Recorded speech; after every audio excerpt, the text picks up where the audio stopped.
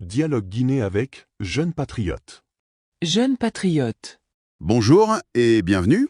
Aujourd'hui, on va se pencher sur un texte, un document assez particulier, on peut dire, qui vient un peu bousculer une pratique bien établie en Guinée. Je parle de la prestation de serment des dirigeants politiques sur les textes religieux habituels, le Coran ou la Bible. Oui, Et la source qu'on va explorer, elle y va pas par quatre chemins, hein. Elle dit que ces serments sont pas efficaces et elle lance une proposition alternative, disons, assez radicale.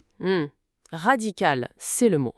Donc, notre but aujourd'hui, c'est d'essayer de comprendre cette idée singulière et puis les raisons qui la sous-tendent. Enfin, selon l'auteur du texte. Le point de départ que le texte met en avant, il est assez brutal quand même. Il décrit une situation où, malgré ses serments solennels sur les livres saints, Oui, des problèmes comme la corruption, les détournements de fonds, le manque d'honnêteté, tout ça serait super courant, au plus haut niveau de l'État en Guinée. d'accord. L'auteur donne même des chiffres pour appuyer ça.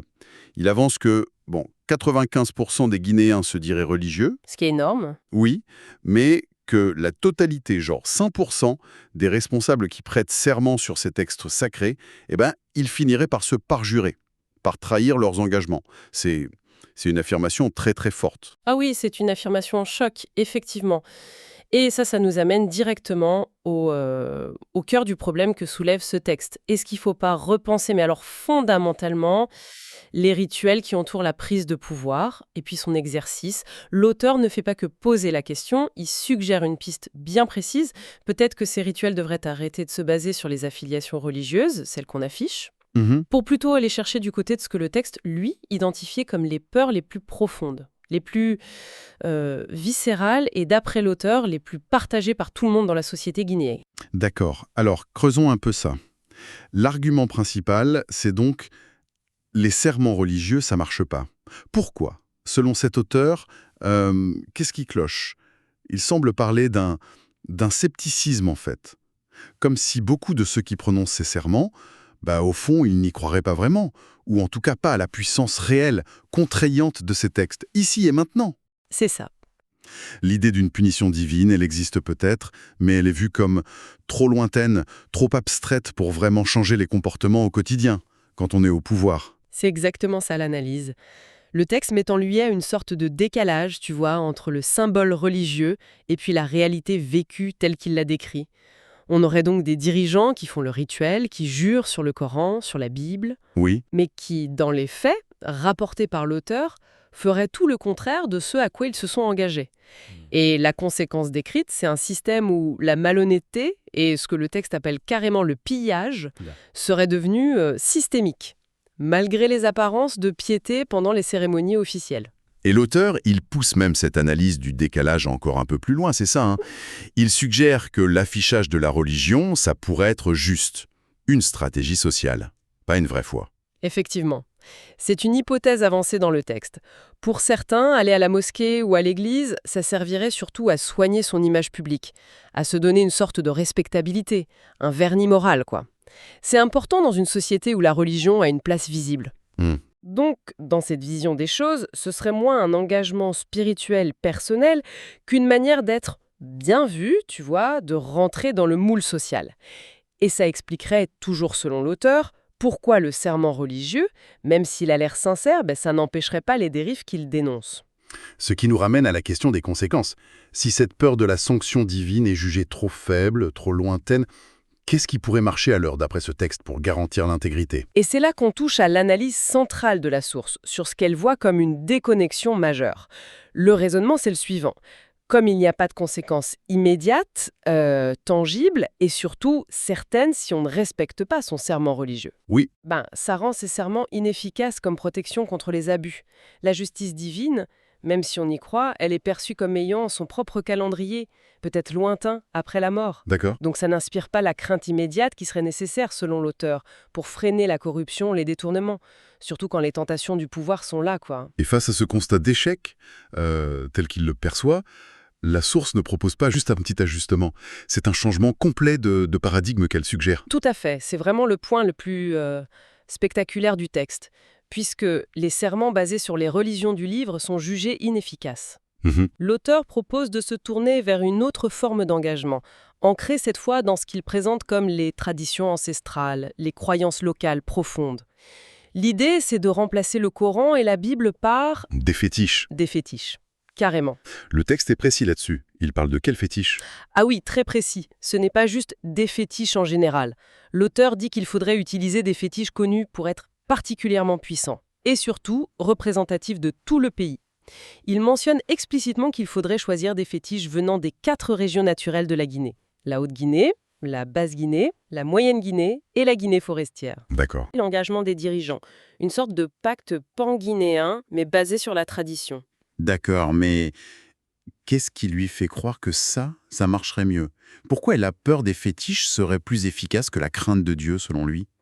Alors, la justification qu'il donne repose sur une affirmation très très tranchée de l'auteur. C'est que la peur des fétiches, elle, contrairement à la foi religieuse, qu'il trouve parfois superficielle, eh bien cette peur serait une réalité universelle et profondément ancrée en Guinée. Le texte va même jusqu'à affirmer, et c'est une phrase clé, 100% des Guinéens craignent les fétiches.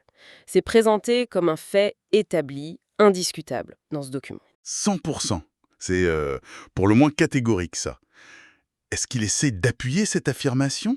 De donner des preuves? Oui, il avance un argument pour étayer cette thèse. Il affirme que tous les cadres du pays, mais vraiment tous, sans exception, y compris le dirigeant actuel qu'il nomme Mamadi Doumbouya, consulteraient d'une façon ou d'une autre des féticheurs ou des marabouts. Ah oui. Oui, que ce soit pour chercher une protection, du pouvoir, ou même pour nuire à des rivaux, hein. Selon l'auteur, même ceux qui affichent une foi musulmane ou chrétienne très forte auraient quand même recours à ces pratiques traditionnelles en parallèle, ou au minimum en craindraient intimement la puissance. Hmm. Et c'est cette peur-là, cette peur viscérale, qu'il suppose partagée par absolument tout le monde, peu importe les croyances affichées, c'est ça qui serait le vrai levier. La garantie ultime, d'après la logique du texte. Et cette peur, comment elle se traduirait si quelqu'un trahissait son serment devant ses fétiches? Qu'est-ce qui les rendrait si redoutables d'après ce que dit la source? Alors là, l'auteur oppose très clairement les caractéristiques qu'il prête aux fétiches à sa vision du jugement divin. D'après le texte, les fétiches, eux, ils agissent immédiatement. La sanction en cas de parjure, elle ne serait pas reportée à plus tard. Non, elle tomberait sur le coupable tout de suite, sans délai. D'accord, immédiateté. Deuxièmement, ils seraient absolument impartiaux. Le texte dit qu'ils n'ont pas d'amis.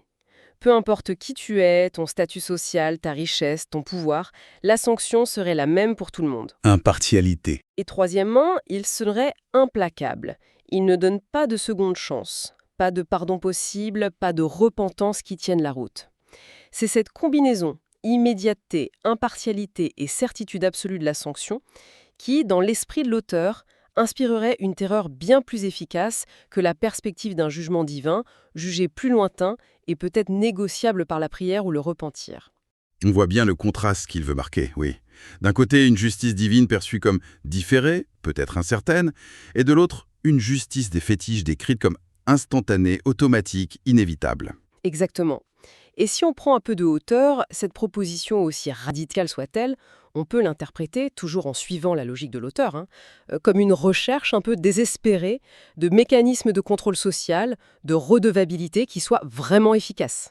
Mhm. Face à ce qu'il décrit comme un échec des systèmes basés sur la confiance ou sur la foi religieuse, l'auteur se tourne vers ce qu'il pense être le ressort le plus puissant, le plus fondamental dans la psyché collective locale, la peur primale des forces occultes traditionnelles. Et la sanction elle-même, elle est à l'image de cette radicalité, j'imagine. Le texte ne parle pas juste d'une amende ou d'une peine de prison. Ah non, pas du tout. La sévérité est extrême et elle dépasse largement la personne qui a fauté. Selon le texte, si un dirigeant qui a prêté serment devant ses fétiches trahit son engagement envers le peuple par la corruption, le vol, etc., la sanction serait immédiate et fatale pour lui, mortelle. Mais ça ne s'arrête pas là. Ah bon? Non. La colère des fétiches, comme il dit, s'étendrait aussi à ses collaborateurs proches, ceux qui sont directement liés à sa gestion, et même, ce qui est assez frappant, à ses descendants. À ses descendants? Ouais. Carrément. Oui. C'est une vision de la responsabilité qui est à la fois collective et transgénérationnelle. L'idée, c'est que l'engagement pris, il n'engage pas seulement ta vie à toi, dirigeant, mais aussi celle de ton entourage et de ta lignée. Waouh. C'est une perspective qui donne le vertige, quand même. Ça met une pression absolument énorme sur les épaules des gens concernés. Mais c'est précisément le but que recherche l'auteur. La pression est voulue comme tellement forte qu'elle est censée dissuader quiconque aurait la moindre mauvaise intention. D'ailleurs, le texte propose un choix très clair aux futurs dirigeants ou aux fonctionnaires. Soit ils acceptent de se plier à ce rituel, de prêter serment devant les fétiches des 4 régions, engageant ainsi leur vie, celle de leurs proches, de leurs descendants, sur leur intégrité future. Oui. Soit ils doivent refuser et démissionner tout de suite. S'ils ont le moindre doute sur leur capacité à rester honnêtes, à servir l'intérêt général, ils ne doivent même pas penser à prendre leurs fonctions. D'accord. C'est présenté comme une sorte d'épreuve de vérité ultime, mais basée non pas sur la confiance, mais sur la terreur des conséquences. Et la manière dont cette méthode est présentée dans le texte, c'est assez révélateur de la vision du monde de l'auteur, je suppose. Il la présente comment? Oui, la façon de le dire est très significative. Le texte affirme que cette méthode basée sur les fétiches est le seul moyen. Il insiste vraiment sur ce caractère unique, exclusif. Le seul moyen. Oui, le seul moyen pour protéger le peuple guinéen des politiciens qu'il décrit comme étant systématiquement mal intentionnés, venant en politique juste pour s'enrichir. Et c'est aussi présenté comme le seul moyen de rétablir l'ordre et la discipline dans la gestion des affaires publiques. Ce côté très absolutiste de la proposition, le seul moyen, ça en dit long sur le diagnostic que pose l'auteur. Et qu'est-ce que ça suggère justement sur sa vision de la société, des institutions en Guinée? En présentant cette solution extrême, basée sur la peur et les traditions occultes, comme la seule et unique voie de salut, l'auteur exprime implicitement un scepticisme très très profond, voire un manque total de confiance envers toutes les autres institutions. D'abord, évidemment, envers les institutions religieuses, puisque leurs rituels, les serments sont jugés totalement inefficaces pour garantir l'honnêteté. Mais ça va plus loin. Ça suggère aussi, toujours dans la perspective de cet auteur, une faillite perçue des institutions de l'État moderne. La justice, les mécanismes de contrôle démocratique, les contre-pouvoirs. Oui. Tout ça semble considéré comme incapable d'arrêter la corruption et de s'assurer que les gouvernants servent vraiment l'intérêt général. Encore une fois, il faut bien souligner qu'on rapporte ici le point de vue et l'argumentation de l'auteur tels qu'ils sont dans le texte, sans les approuver ni les condamner. Notre rôle, c'est de comprendre la logique interne de cette proposition radicale qui part d'un diagnostic extrêmement sombre de la situation politique et morale décrite. D'accord.